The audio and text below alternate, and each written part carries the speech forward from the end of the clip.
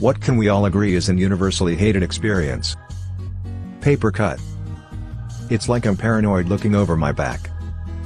It's like a whirlwind inside of my head. It's like I can't stop what I'm hearing within. It's like the face inside is right beneath my skin. Stubbing your toe. I don't know, there are sadomasochists out there. I bet one or two of them lives for toe stubbing. Exactly, this is a pretty hard question to answer tbh. Stepping on a Lego or D4 in the dark with bare feet. My brother gifted me some really cool metal dice for Christmas. I'm not letting the D4 out of my sight. The fucking flu. The body aches, the temperature changes, the trouble sleeping, just the all-around inability to function at your normal capacity.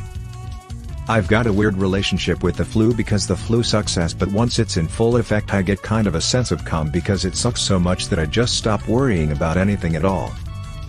When I'm feebly hobbling around my house like a 130-year-old old man, drinking soup from my thermos because I can't trust that I won't spill a bowl, and just feeling like complete shit physically, my mind is just like, hey man, how about we pop on some Looney Tunes and not have a single thought for the rest of the day?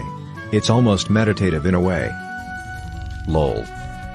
I know exactly what you mean. Being sick is a time to devote all the energy you have to resting and taking good care of yourself. I think this feels nice because in our society being sick is kind of our only excuse to practice that kind of self-care. Biting into something soft and hearing a loud crunch. Especially when your tooth's crown falls out after. Even my nightmares couldn't compare to that. That happened to me. Who put this cockroach inside my Crustable? I swear it felt like I cracked a tooth biting on a salad nut once. Ripping a nail off way too low. It frickin' bothers you for days. I felt that. Months. My whole big toenail came off, same foot, in 2 separate accidents. Ouch. Ouch. I had a piece of wood jammed under my fingernail and ripped it off. Worst thing ever. A colonoscopy prep.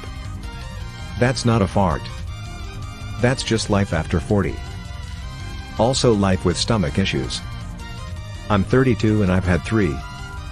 It's every substance even remotely considered liquid that you have ever ingested in your entire life. Stepping on something wet while wearing socks. There's that one guy on Reddit that prefers to shower with socks on. Fiscopath. Pick a bath. _. When part of your fingernail is chipped or broken and it snags on your clothing. Putting on a wet bathing suit. Also all that sand that stays on you after a visit to the beach. Even worse, cold wet jacket. Abscess tooth.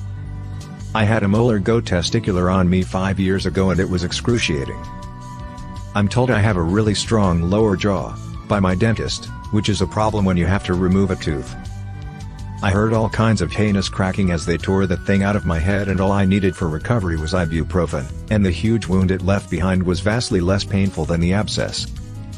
I know a lot of people don't have access, but if you at all can, go to the ER when you can't get to a dentist immediately.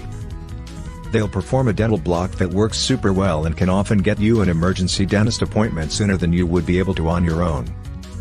Testicular, you say? I want to know if that's what he really meant.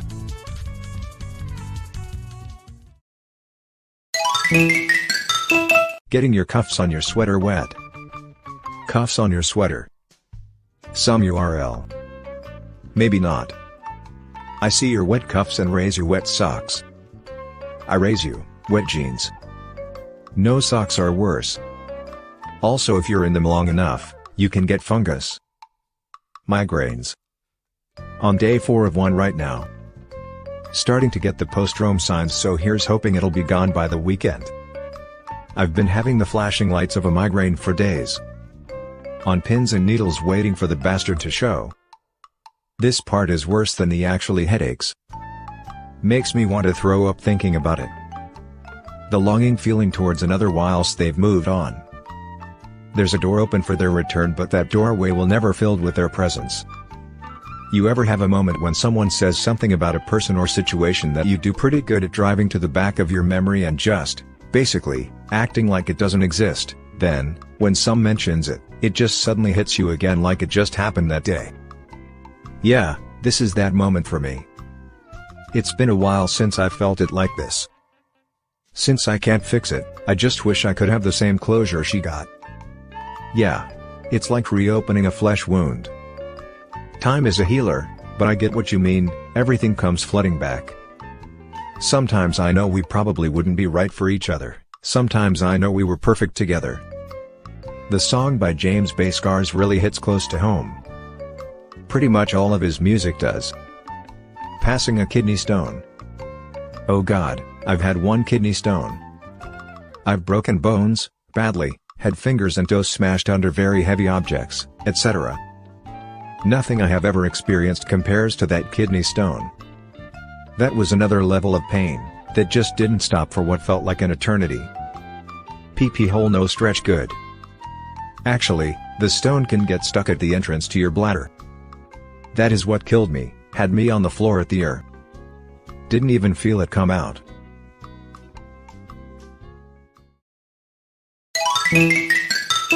That one time you misspoke about something trivial that people totally don't even remember anymore. Me every night. Rejection. Whether it's trying to get published, trying to get a job or trying to shoot your shot with a potential romantic partner, rejection sucks and is demoralizing and is universally hated to the point that fear of it keeps tons of otherwise competent, talented people from even trying to succeed. I don't know why this hasn't been upvoted more. People hate rejection so much they don't even want to acknowledge it, much less talk about it. Your shirt getting caught on a door handle when you're already having a bad day. Fucking hate this. I'm always like, oh, of course, naturally. Or closing your shirt in the car door, peeking around hoping no one saw. Earphones. The ones with the wires. The rage. When your stomach hurty. I know this is supposed to be a joke, but stomach aches are the absolute worst for me and completely lay me out. If I could give up a limb to be promised I'd never have another stomach ache in my life, I'd cut it off then and there. I'll take absolutely anything over them, and I've gone through some pretty hefty shit in my life. Icker, I hate it. Getting water on long-sleeved shirts. Lying in bed unable to get to sleep. Especially when you're so tired you can't stay awake. Like, that shouldn't even be fucking possible. Especially if you get to the point where you start getting nauseous and headache. Why? This is me right now. I woke up at 4 a.m. and couldn't get back to sleep for 4 hours straight.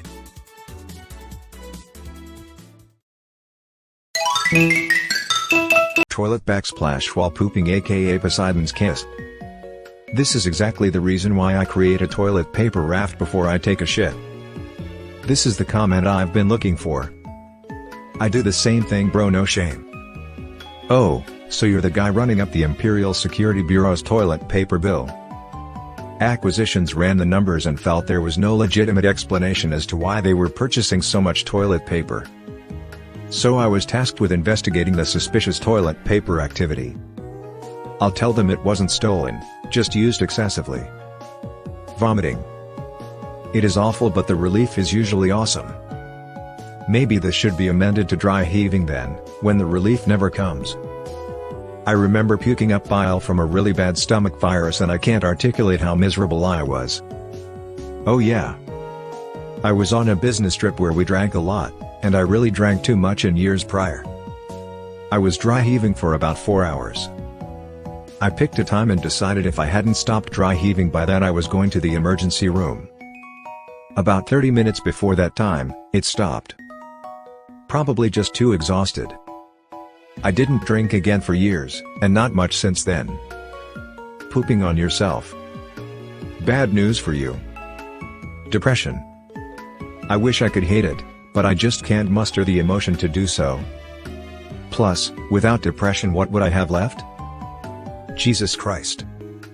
Is it weird to upvote the source of so much misery? Not severe depression but slight melancholy is rather okay. At least I tend to observe and pay more attention to my thoughts and feelings. And less likely to do something stupid. Zen Buddhism kinda says that excited state isn't good. Calmer state is something to strive for. Heartbreak. Embarrassing yourself in front of other people. Insomnia. Getting the food you've been craving just for it to taste bad or off. Waiting for hours in an ER.